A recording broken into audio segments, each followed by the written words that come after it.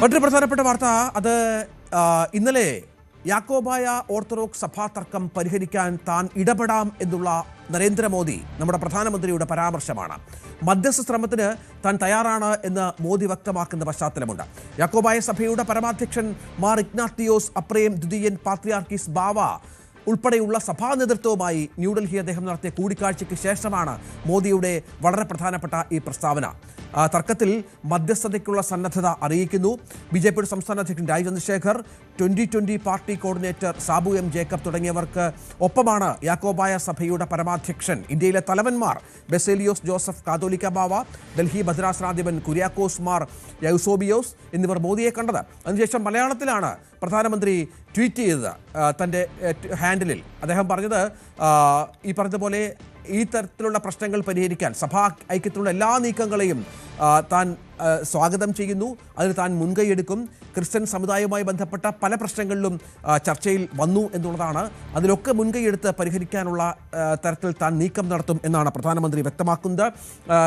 Dani ഇപ്പോൾ ഏറ്റവും പുതിയ വിവരങ്ങളുമായി ചേരും. ഡാനി, നമുക്കറിയാം സംസ്ഥാന സർക്കാർ അടക്കം വലിയ തോതിൽ ഈ വിഷയത്തിൽ ഇടപെടുകയും പല തലങ്ങളിലുള്ള ചർച്ചകൾ നടത്തുകയും ചെയ്തിട്ടും പരിഹരിക്കാനാവാത്ത ഒന്നാണ്. കോടതിയിൽ ഇതുമായി ബന്ധപ്പെട്ട നിരവധി വ്യവഹാരങ്ങളുമുണ്ട്. എന്താണ് മനസ്സിലാക്കേണ്ടത്? പ്രധാനമന്ത്രിയുടെ ഈ ഇടപെടൽ ഈ തർക്കത്തെ തലങ്ങൾ അതൊന്ന് വ്യത്യാസപ്പെടുത്താൻ സാധിക്കുമെന്ന് കരുതാമോ? രഞ്ജിത്ത്, നിലവിൽ ഉണ്ടായിരിക്കുന്നത് ഒരു വലിയ പുരോഗതി, അല്ലെങ്കിൽ ഈ രംഗത്ത് ഒരു പുതിയൊരു വഴി തുറന്നിരിക്കുന്നു. ഈ തർക്കങ്ങളുടെ രംഗത്ത് പുതിയൊരു വഴി തുറന്നിരിക്കുന്നു എന്ന രീതിയിൽ തന്നെ നമുക്ക് കാണാം. കാരണം രണ്ട് കൂട്ടരും ഇപ്പോൾ പ്രധാനമന്ത്രി തന്നെയാണ് നേരിട്ട്, രാജ്യത്തിന്റെ ഏറ്റവും പ്രധാനപ്പെട്ട ഒരാൾ തന്നെയാണ് പറയുന്നത്. രണ്ടുപേരും സമ്മതിക്കുകയാണെങ്കിൽ, ഇരു കൂട്ടരും സമ്മതിക്കുകയാണെങ്കിൽ മധ്യസ്ഥ ശ്രമത്തിന് താൻ തയ്യാറാണെന്ന് ഇതിൽ പരം ഒരാൾ അതിൽ പറയേണ്ടതില്ല. പ്രധാനമന്ത്രി തന്നെയാണ് പറയുന്നത്. സഭകളുടെ വിഷയങ്ങൾക്ക് ഒരു ശാശ്വതമായ ഒരു പരിഹാരം നടത്തുക എന്നത് പരമപ്രധാനമായ ഒരു കാര്യമാണ്. അതിൽ പ്രധാനമന്ത്രി തന്നെ ഇടപെടുകയും ചെയ്യുകയാണ്.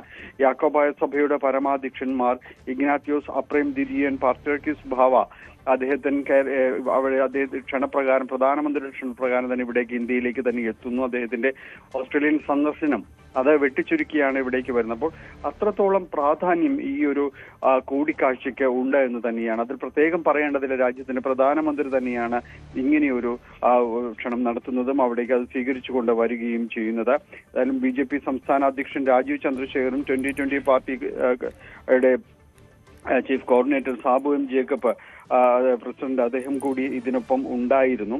ഏതായാലും ഇതിൽ അദ്ദേഹം പ്രധാനമായും തന്നെയും ഉന്നയിക്കപ്പെട്ടത് സഭയുടെ വിഷയങ്ങൾ, അത് സഭയെ ബാധിക്കുന്ന വിഷയങ്ങൾ, പ്രത്യേകിച്ച് ഈ മൈനോറിറ്റികളുടെ ഒരു പിന്നോക്കാവസ്ഥ പരിഗണിക്കുക തുടങ്ങിയ വിഷയങ്ങളെല്ലാം തന്നെ ഈ ചർച്ചകളിലേക്കെല്ലാം തന്നെ വന്നതായാണ് മനസ്സിലാക്കുന്നത്. അതോടൊപ്പം തന്നെയാണ് ഏറ്റവും പ്രധാനപ്പെട്ട കാര്യമെന്ന് പറയുന്നത് സഭകൾ തമ്മിലുള്ള ഈ വിഷയം, സഭയുടെ ഐക്യത്തിന് വേണ്ടിയുള്ള ഒരു ശ്രമങ്ങൾ, അതിന് പുതിയൊരു ദിശാബോധം നൽകുന്നു എന്നതാണ് പ്രധാനമന്ത്രി തന്നെ പറയുന്നത്. ഇനി ഉണ്ടാകേണ്ടത്, ഇതിന്റെ പ്രതികരണങ്ങൾ ഉണ്ടാകേണ്ടത് സഭകളിൽ നിന്നുമാണ്, ഇരു സഭകളിൽ നിന്നും ഉണ്ടാകണം. അത് യാക്കോബായ സഭ അതിനെ സ്വാഗതം ചെയ്യുന്നു എന്നത് തന്നെ അവർ പറയുകയും ചെയ്തിട്ടുണ്ട്. സഭ ഐക്യത്തിനായുള്ള എല്ലാ നീക്കങ്ങളെയും യാക്കോബായ സഭയിൽ നിന്നും സ്വാഗതം ചെയ്തിട്ടുണ്ടെന്ന് പാത്രിയാർക്കീസ് ബാവ വ്യക്തമാക്കുകയും.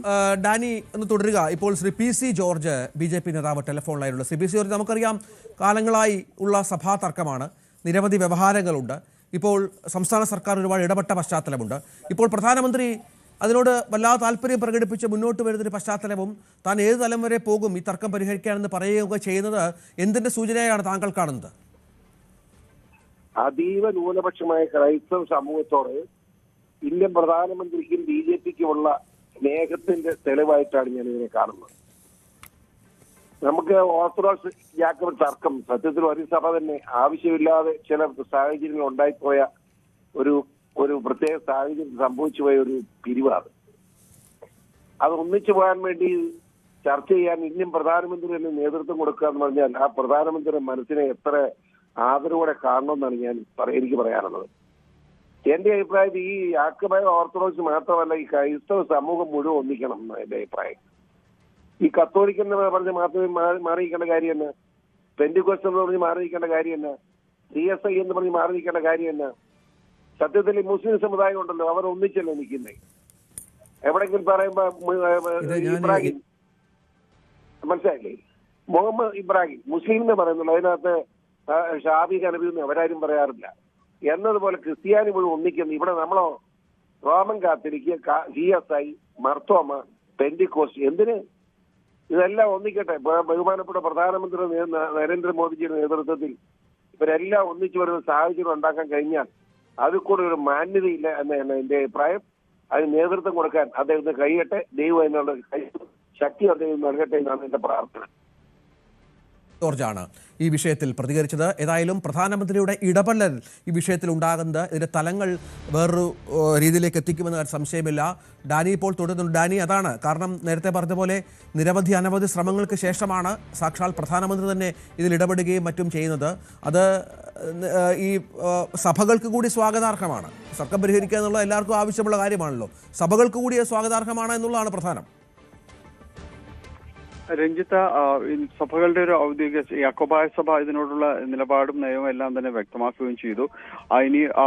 ഇനിയും പ്രതികരണങ്ങൾ ഈ കാര്യത്തിൽ ഈ വിഷയങ്ങളിൽ ഉണ്ടാകേണ്ടതുണ്ട്. കാരണം നമുക്കറിയാം കേരളത്തിൽ പലയിടങ്ങളിലായിട്ട് ഈ സഭാ തർക്കം മൂലം ക്രമസമാധാന പ്രശ്നങ്ങൾ അതിരൂക്ഷമാകുന്ന വിഷയങ്ങളിലേക്കെല്ലാം തന്നെ വന്നിട്ടുണ്ട്. കാരണം ഈ പള്ളികൾ അത് പിടിച്ചെടുക്കുക, പിന്നീട് അതിൽ സുപ്രീം കോടതി ഉത്തരവുണ്ടാകുന്നു. ആ ഉത്തരവിനെ പ്രതിരോധിച്ചുകൊണ്ട് സഭയിൽ തന്നെ ഒരു ഭാഗം രംഗത്ത് വരികയും പള്ളികൾ വിട്ടുകൊടുക്കുന്നതിനെതിരെ അവർ പ്രതിഷേധിക്കുകയും ചെയ്യുന്നു. സർക്കാർ തന്നെ ഇക്കാര്യത്തിൽ ഇതൊരു ക്രമസമാധാന പ്രശ്നമായി മാറുന്നു. അങ്ങനെ ഈ ഒരു പള്ളിയുടെ ഒരു വിഷയത്തിൽ ഇടപെടാൻ കഴിയാത്തൊരു സ്ഥിതി സംസ്ഥാനത്ത് നിലനിൽക്കുന്നു എന്നതടക്കമുള്ള കാര്യങ്ങൾ കോടതിയിൽ തന്നെ വ്യക്തമാക്കുന്നു. അങ്ങനെ താൽക്കാലികമായി ഇത്തരം ഒരു നടപടികൾ അത് മരവിക്കുന്ന രീതിയിലേക്കെല്ലാം തന്നെ വരികയും ചെയ്യുന്നു. കോടതി ഉത്തരവ് നടപ്പാക്കാൻ കഴിയാത്തൊരു സ്ഥിതി സംസ്ഥാനത്ത് ഉണ്ട് എന്നതടക്കം സർക്കാർ തന്നെ പറയേണ്ട ഒരു അവസ്ഥയിലേക്ക് വരുന്നു. അങ്ങനെ വലിയ രീതിയിലുള്ളൊരു വിഷയങ്ങൾ ഇക്കാര്യത്തിൽ ഉണ്ടാകുന്നു. തങ്ങൾക്ക് നീതി വേണമെന്ന് ഇരു സഭകളും ആവശ്യപ്പെട്ടുകൊണ്ട് അവരും പൊതുരംഗത്തേക്ക് വരികയും ചെയ്യുന്നൊരു അവസ്ഥയെല്ലാമാണ് നമ്മൾ കണ്ടുകൊണ്ടിരുന്നത്. അപ്പോൾ ഈ ഒരു സാഹചര്യത്തിലാണ് ഇപ്പോൾ പ്രധാനമന്ത്രി തന്നെ നേരിട്ട് പറയുന്നത് ഈ വിഷയത്തിൽ ഇടപെടാൻ താൻ തയ്യാറാണ്. അത് രണ്ടു കൂട്ടർക്കും സമ്മതമാക്കണം. വിവരങ്ങൾ പങ്കുവച്ചത്. കൂടുതൽ വാർത്തകൾക്ക് news 18 Keralam YouTube channel subscribe ചെയ്യുക.